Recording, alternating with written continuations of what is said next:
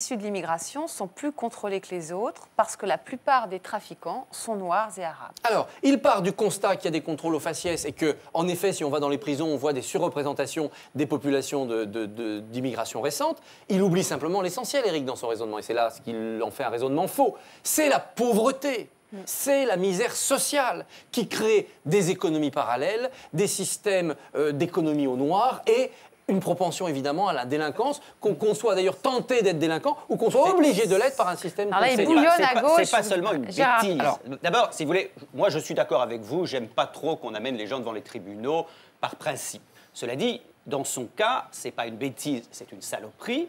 C'est pas une première fois, c'est une répétition. Quelle est la définition de la saloperie? La saloperie, ça consiste. Mais je vais vous dire, je vais vous la définir. La saloperie, en l'occurrence, il y avait un débat sur la politique au faciès, qui est une horreur absolue. C'est-à-dire quelqu'un qui naît noir ou arabe ou bronzé, ce quelqu'un-là, quel qu'il soit, on lui disait risque d'être contrôlé. Il dit ça se comprend. C'est-à-dire qu'il justifiait ça, il l'expliquait en disant puisque la plupart des trafiquants sont noirs. C'est une monstruosité. Il décrit un comportement policier dans les contrôles qui est une espèce d'application mécanique, statistique de ce que le policier constate. Comme Jacques Chirac, à un moment donné, nous expliquait qu'il comprenait la réaction d'un certain nombre de Français attirés, disons, par l'extrémisme, parce qu'il y avait le bruit et l'odeur. Voilà. Non, mais et donc, c'est donc bien un raisonnement politique qu'il faut combattre dans la sphère politique, parce qu'Éric sait très bien l'enchaînement qu'il fait et qui peut amener des esprits simples à Je voudrais juste une chose à propos d'Éric Zemmour que j'ai rencontré moi-même sur des plateaux et un peu vivement, notamment sur sa fascination des prénoms chrétiens appliqués à tout le monde.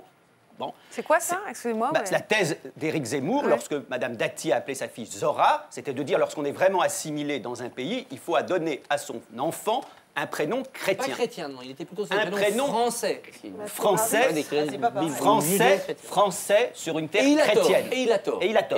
Mais il dit quand même un nombre de trucs, et c'est les liens entre toutes ces choses qui produisent le phénomène. C'est pour ça que Éric dans le débat démocratique, c'est pour que l'éponge bien entendu. Est-ce que je peux juste... Arlette Laguieux, je suis désolée Caroline, mais là vraiment, ça ne tient plus en place. Une remarque sur Dieudonné, vous avez parlé de dieudonnisation. Dieudonné a été mon ami à un moment donné, mon copain en tout cas. Dieudonné, c'est lui-même dieudonisé.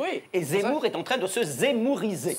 Et la justice, effectivement, c'est pas nécessaire qu'elle s'en occupe. On va respecter l'ordre qu'on a dit, mais Caroline, vous revenez dans un instant. Je suis étonnée là, de votre indignation, parce que d'abord, même simplement, d'où il sort ces statistiques?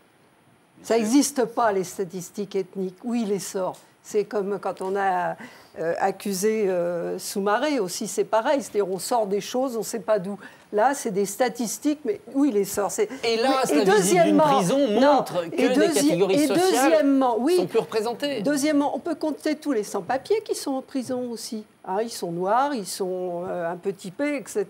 Alors, c'est des délinquants parce qu'ils sont venus en France et qui sont sans-papiers. Ils comptent dans les statistiques des délinquants.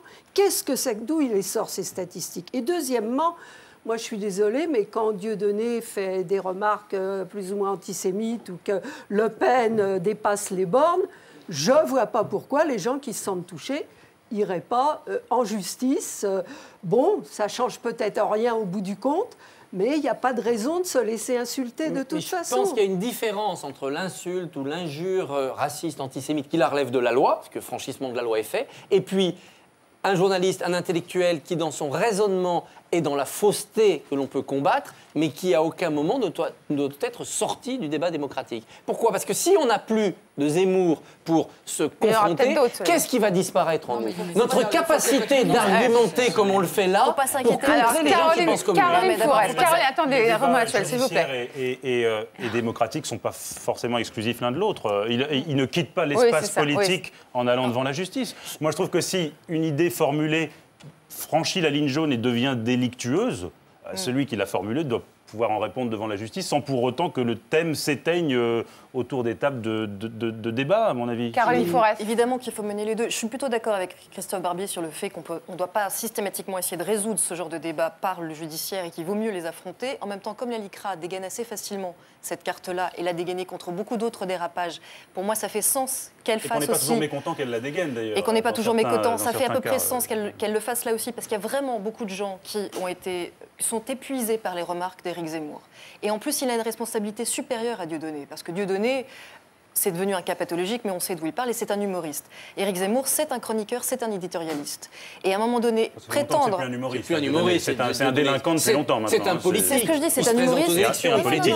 Antisioniste, c'est un politique. On est totalement d'accord. C'est un humoriste qui est devenu un cas clinique, c'est ce que j'étais en train de dire, et qui est devenu un politique cliniquement atteint. Éric Zemmour est présenté comme quelqu'un qui décrypte, qui éclaire, et quand on est dans cette fonction-là et qu'on accumule à ce point les raccourcis, mais que tout le monde se rassure, il les fait sur les Noirs et sur les Arabes, il les fait sur les femmes, il les fait sur toutes les catégories, sur toutes les minorités.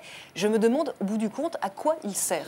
Et vous étiez inquiet tout à l'heure, Christophe Barbier, en disant, mais si on n'a plus Éric Zemmour pour incarner cette position dans le débat public, on n'en aura plus, mais il ne faut pas s'inquiéter, parce que malheureusement, des simplismes à Éric Zemmour, on n'en manque pas. Vraiment, on en a à la pelletée. Je pense que les constructions intellectuelles qu'il échafaude nous obligent, nous, à en construire d'autres tout aussi complexes pour le contrer, pour le démonter. Et c'est en ça qu'il nous est nécessaire, à nous, intellectuels, qui ne pensons pas comme lui. Et puis, dernier élément, supposons que ça aille en justice.